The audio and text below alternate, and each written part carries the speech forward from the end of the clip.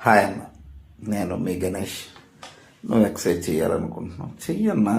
ఒక రాడ్ పట్టుకొని సింపుల్గా నీకు తెలిసిన ఎక్సర్సైజ్ బైసెప్లో ముందు అవే ప్రాక్టీస్ చేయి. కొత్త అవసరం లేదు. నీకు అంతా ఎక్సర్సైజ్ వచ్చిందనుకో, వేరే వేరియేషన్ చేయొచ్చు. ఇప్పుడు చూడు, నేను లాంగ్ హెడ్ మాట ఒకటే రాడ్ లాంగ్ హెడ్ పట్టుకొని బైసెప్ చేస్తాను. ఇది నీకు తెలుసుగా, నువ్వు చూస్తావుగా, ఎప్పుడు నువ్వు చేసే ఉంటావుగా ఇంతకుముందు ఎప్పుడొకప్పుడు. ఇప్పుడు రెండోది చూద్దాం. క్లోజ్ ఒక్కటి చిన్నది 1 స్టెప్ క్లోజ్ చేస్తాం. సెట్కి ఒక 10, 12, 8, 15 అలా చేసుకుంటాం. సింపుల్ వేరియేషన్ చేసుకొని మన ఏజ్ బట్టి మనం చేసుకోవాలన్నమాట.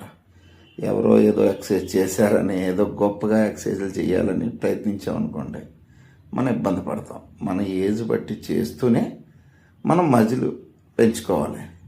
దానికి తగ్గ ప్రోటీన్ తీసుకోవాలి.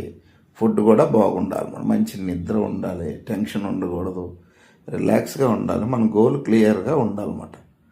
ఓకేనా? సింపుల్ ఎక్సర్సైజ్ 3-4 ఎక్సర్సైజులు చాలు, ఎక్కువ అవసరం. అదే మీరు బాగా అలసిపోయేంత వరకు చేయండి చాలు.